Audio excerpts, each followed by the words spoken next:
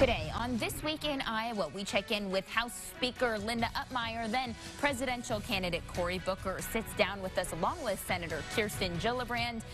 And the governor is talking about flooding impacting Iowans. Hi, everyone, and thank you so much for joining us here on This Week in Iowa. I'm Sabrina Ahmed, and we are starting off our show with Republican Speaker of the House, Linda Upmeyer. Hello, Sabrina. Thank you so much for being here. Welcome to the studio. We've spoken so many times, and this is your first time being here. We appreciate it. It is. Usually we meet in the Capitol. That's right. So it's great. It's great to be here. Okay, let's start talking generally about the 2019 session, how you think things are going. Before session started, you said you didn't know much about some of the new faces that were coming into your caucus, lots of people who were newly elected. And now that we're into our third month of session, do you feel like the Republican caucus is really firing on all cylinders? I think they are. And I was just telling someone the other day that I feel like so often after an election you say this is the best group of people we've ever had elected. And I find myself feeling that way again this year, having felt that way just 2 years ago. But I think really talented people that are engaging, they're taking difficult bills, embracing them and studying them, and getting the support they need and getting those bills passed on the floor. So I'm excited about it. What do you think has changed from the last General Assembly to this?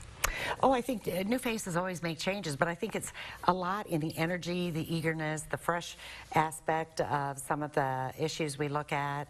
And then I think just time changes things too. After an election, it seems like the whole state has a little different take on things than they did perhaps the year before the election. This week, the Iowa Senate passed a bill that will now come to the Iowa House that would require certain Medicaid patients to either have a job, go to school, a volunteer position. Of course, there are some exemptions, but that bill is now in the House. Do you foresee that making some sort of movement? You know, I really support that in concept because I think it is good for people to be working or volunteering or doing something that they can feel really good about and engage in and perhaps build on. What we learned is that bill costs about $12 million to do. It seems like we would be spending money to try to save money, and I think that's probably not a good plan, but we're certainly going to look at the option to have people doing more and engaging more. So maybe we can just focus the people involved in you know, that process as opposed to making mandates and that sort of thing. So I think there's an opportunity there. Let's talk about the judicial nominating system. It also passed the Senate this month and now is going to be taken up by the House. You've said in the past that this bill is not in a response to what's happened in the past when a Polk County judge struck down the fetal heartbeat law in 2018. Do you still stand by that? What do you say is the catalyst to this? Sorry. I do. The catalyst is having more sunshine and having more input and accountability from regular Iowans. You know, I was so surprised to learn, so we know there's about 7,000 attorneys in the state. I was surprised to learn that when they voted on commissioners to fill those spots, only about 18% of them voted. And in the rural areas, it's only about 8%. So there's so little of the culture and of the community coming to that commission that I really think we have another opportunity to do even better if we maintain having attorneys at the table, but perhaps select them a little differently. I feel like the Bar Association, there's a specialty organization out there that really has a very outsized influence on this process, and we'd rather see Iowans have a bigger influence. But this isn't something that was campaigned on really by anyone, so why? What brought it up? Well, I think people just feel strongly about it, and there's an opportunity to do better. We are modeling the legislation after states that have even better scores or records when it comes to rankings than we do, states like Connecticut. So I think that there's an opportunity to do even better. And we often take a look at things when we see there's an opportunity to do better. Of course, there will be a lot more policy discussion throughout this session, but the budget now is going to really me kind of be at the forefront. So talk to me about where the House and Senate are differing, because there are some differences in where the leadership stands. Well, because we haven't gone into the line items and into each individual budget, I'm not positive where we differ. But the fact that we made a conscious decision that we thought the governor had presented us a very reasonable, conservative budget that certainly went to fulfilling some of the priorities of Iowans, following some years where we maybe haven't been able to do as well in some of those priorities. So we wanted to, the caucus decided that they wanted to be closer to the governor, so that's where we went and built our budgets around that. I know the Senates are a little lower, but oftentimes we reflect those budgets in a little different way depending on where we, which resource we use, which source of dollars. So I'm really confident that we are going to be able to work together, but I'm most proud of the fact that we've got the budgets down the road at this time of year when we usually haven't started contemplating them yet. We only have like 20 seconds left, but do you think that the inheritance tax, repealing that, something that did pass the Senate as well, is something the House will take up? The inheritance tax is something, the lineal inheritance tax is something that's already in place. We want to preserve that, but I think this puts enacting the inheritance tax at this point would put it ahead of the triggers, and I'm reluctant to do that. So I want to look at it a little more. All right, thank you so much. Sorry to cut you off, Speaker. That's okay. I really appreciate your time. That's quite all right. Short break. We'll be right back. Thanks. A missing teen. People started calling me a murderer. Are you kidding me? The night she disappeared. You described her as disoriented. Did y'all think about taking her to the ER? I wish I had. What did Carly say?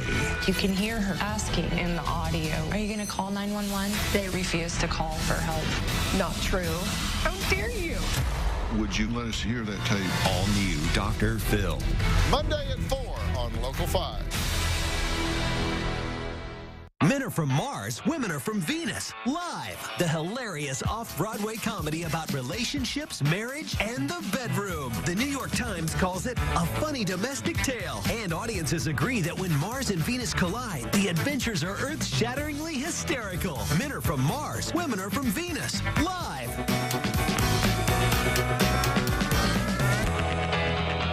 Get your tickets today at dmpa.org. Based on the New York Times best-selling book. So I'm searching for my show, and the dish guy just appears. Said he overheard my death scroll. I said, And he said the sound of scrolling channels to death. Said with Dish, you just say what you want, and it's on. It was... Control your TV by voice remote, or Amazon Alexa, or your Google Assistant. Only with Dish. Tuned into you. The daily task this mother is doing that could be putting her kid's life at risk. It's kind of like bullying her at home. Are you doing it too? And it's one ultra scary ultrasound. The Doctors. Monday at 3 on Local 5. Army National Guard soldiers serve to give back to their country and their community. Their part-time commitment qualifies them for benefits such as health and life insurance, education benefits, and retirement and VA home loan benefits. Visit NationalGuard.com to learn more. Welcome back, everyone. Let's chat presidential politics. Senator Cory Booker from New Jersey is no stranger to Iowa. He's been coming here for years, and his roots actually run pretty deep.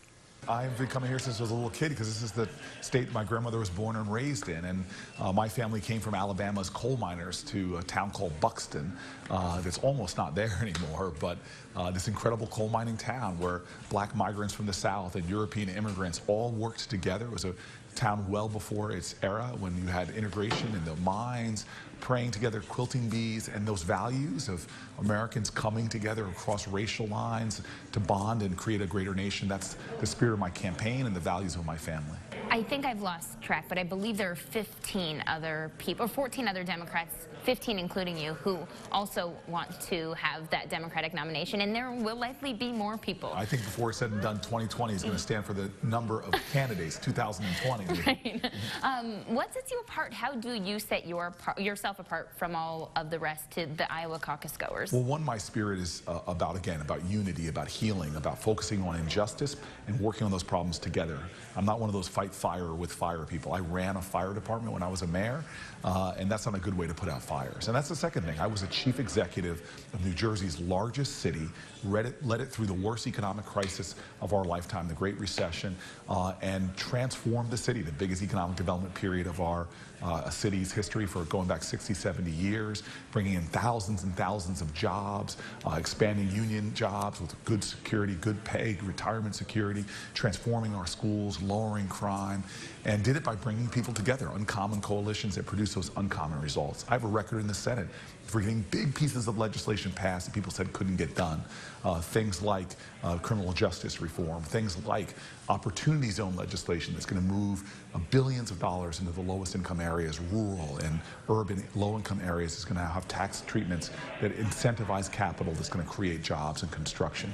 These are the kind of things I've done. That's my record, bringing people together to get things done that other folks said couldn't be done, standing up and fighting for folks that other people often ignore. I'm the only person running this race that lives in a low-income area with people who are rich with culture and pride and capabilities, and every day I get up to know that I'm fighting for those people who are most being left out of the equation. And I think that we can be America that puts more indivisible back into this one nation under God and solve our problems. Now, being from somewhere that is so metropolitan, you have many issues in criminal justice and affordable housing, as you just mentioned, but those are also issues that are facing rural Iowans. Yes. How can those issues be fixed at a federal level even more so than what you've already done? So that's what I talk about all the time, common pain. We need to get to common purpose. And when I've been working out in rural areas since I've been a senator, seeing there's so many issues facing rural America that are facing all of us as Americans, like corporate consolidation, which is squeezing our independent family farmers, driving down their share of that consumer dollar. We need to address corporate consolidation, get back to antitrust. I have a bill to put a moratorium on these ag consolidations that are hurting farmers. We have farmers that are really hurting right now because their communities are getting hollowed out from the banking sector and the consolidation going on there. Rural education is a big issue, and our schools are being starved. Our public education is being hurt, and this is something that I'm really going to be doing about funding public education and fighting for it. And then even the president right now, and picking fights with Canada, is actually these tariffs are beginning to hurt the family farmers, and something I'm going to do about. And even issues like climate. You know, I believe very strongly that we need to start investing in the research for biofuels, and this is why I support E15 year-round. And these kind of issues not only help farmers and help farm communities, but they actually help our environment and can help us be more successful as a nation for the jobs now and the jobs of the future. I'm going to touch on pretty much all of the things you just mentioned through a little bit of a lightning round of questions. Sure. I have a couple topics that I'd just like you to give me your quick and simple answer to these very complex issues. I will try. Okay, what do you believe can be done or should be done with gun control?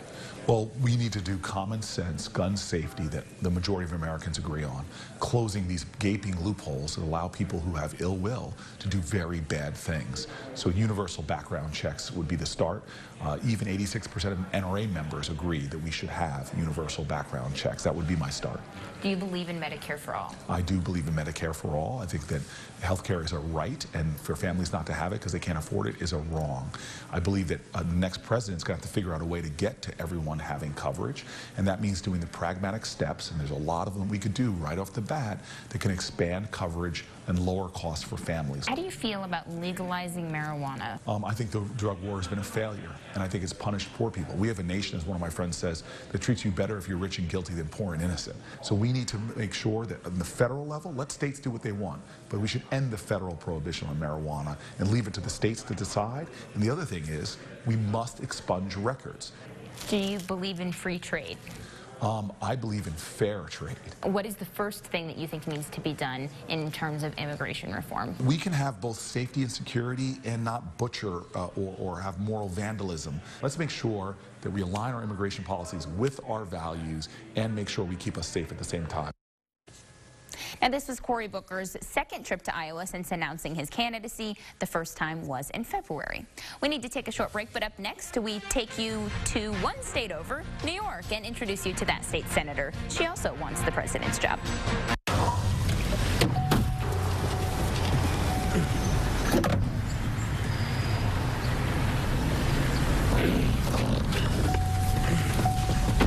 It's other side. I saw that. If it seems like great phone deals are always for new customers, think again. U.S. Cellular customers are loyal, so now everyone gets a free TV when they buy 2 Samsung phones. Making this the perfect time to get yourself a new phone.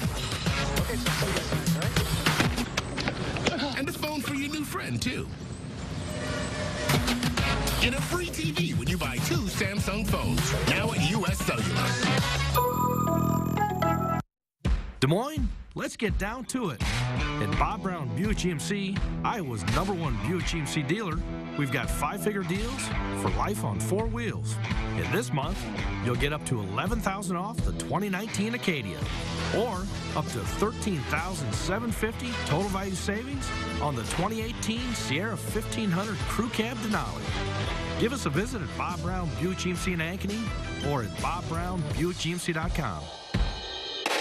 Next, Pickler and Ben, fashion expert Carson Kressley works his magic. That is a different person. The hair. Get a refresh perfect for your style. Then the party rolls on. Chef Bunny Chohan. It's like you guys are my personal chef. Makes her favorite meal. Indian scrambled eggs. This is really good. Plus. So you were born in Korea and you grew up in the U.S. Then he discovered he's not alone. It's that kind of shock that there's no words. Are you ready? 2 brothers meet for the first time right here. Monday morning at 9. On Local 5.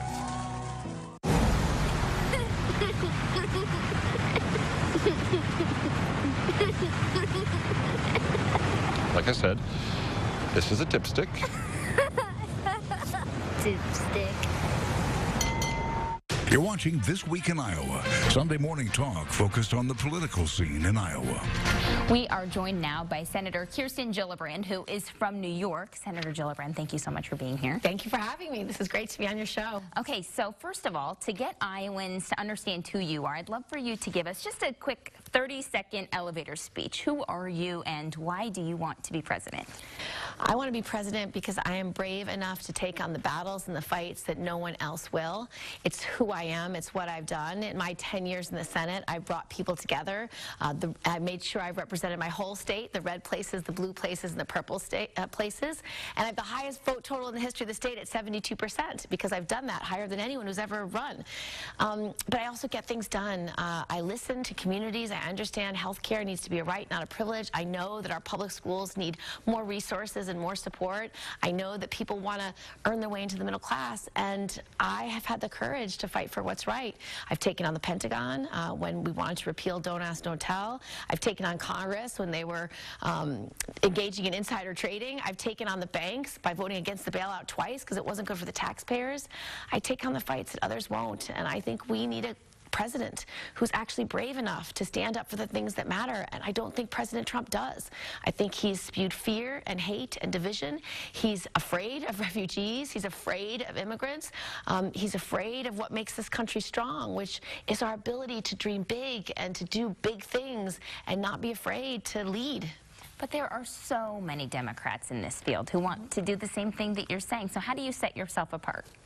Well, I'm a Democrat who has big ideas, bold ideas. I will pass a Green New Deal. I will have Medicare for all and health care as a right, not a privilege. I will fix our public schools and make sure anybody who wants to earn their way into the middle class can have a job and the training they need to do it. So I do have big, bold ideas, but I also bring people together because I have served a state as diverse as New York.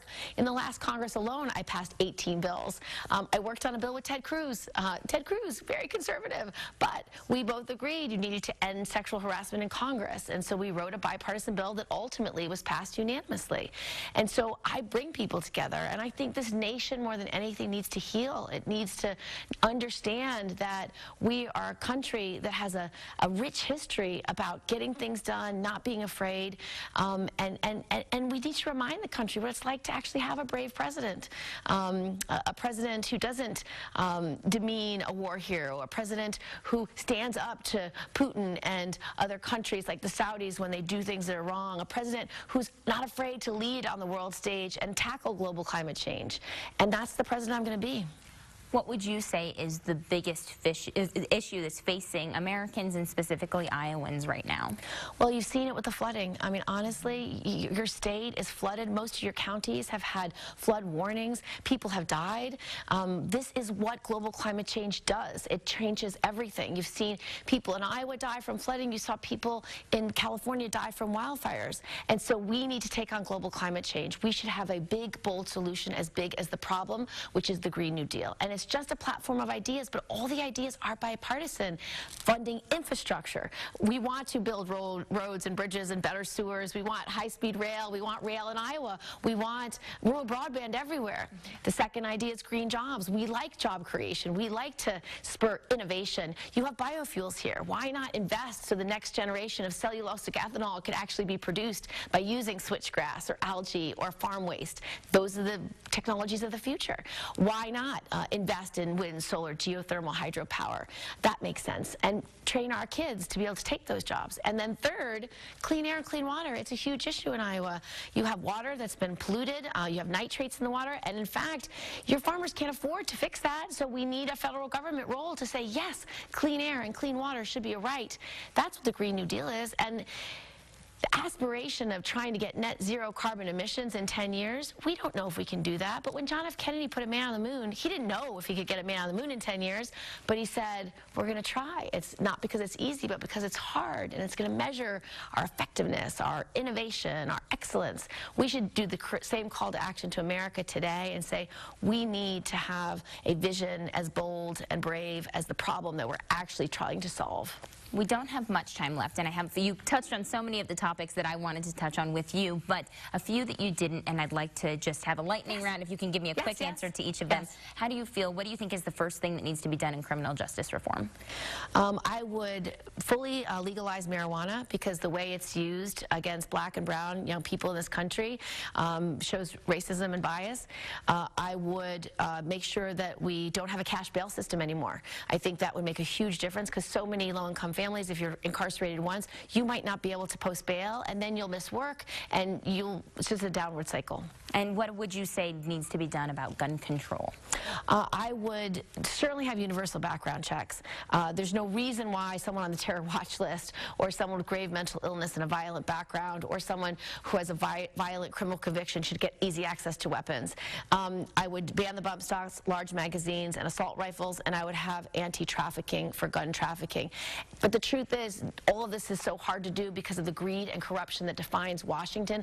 I am brave enough to stand up to that greed and corruption. I will take on the NRA. NRA is largely funded by gun manufacturers who want to sell weapons to everyone, even if someone's on the terror watch list. That's why they oppose the universal background checks. I will stand up to them. Senator Kirsten Gillibrand, thank you so much for being here. I wish we had more time. I had so much more to get to. We need to take a short break. Coming up next, there are still bins that are splitting and dumping and elevators that were full. Iowans' livelihoods are on the line because of massive flooding in western Iowa. What the governor is promising those communities this week. On the outside, banks and credit unions look pretty similar. And sure, on the inside, they both offer loans and checking accounts and that sort of thing. But go further inside and there the similarities end. Because banks are run for profit and credit unions are not. Bank profits go directly to select shareholders, while credit unions are cooperatively owned, and earnings go back to all members through better rates and fewer fees. So if you think banks and credit unions are the same, remember this: one is run for profit, the other is run for you. This station seeks groups that regularly send information about work opportunities to job applicants, or that have applicants to refer. If your group would like to receive notification of job vacancies at our station, contact us by U.S. mail, email, or by calling 515-457-9645. Individuals interested in employment in the broadcast industry are encouraged to visit weareiowa.com for a list of current job openings. Nexstar Broadcasting Companies are an equal opportunity employer. On our We Are Iowa app, we have the greatest interactive radar. Not only do you see the radar now, but you also have the interactive part where you can look at future radar. You can't catch our newscast if you're out and about. You can be the meteorologist, so to speak. You can zoom in on the map and let yourself know when that storm's going to arrive. Honestly, I'm not just saying this because it's ours, but it's the best radar I've ever seen. We are Iowa, and it's everything to me.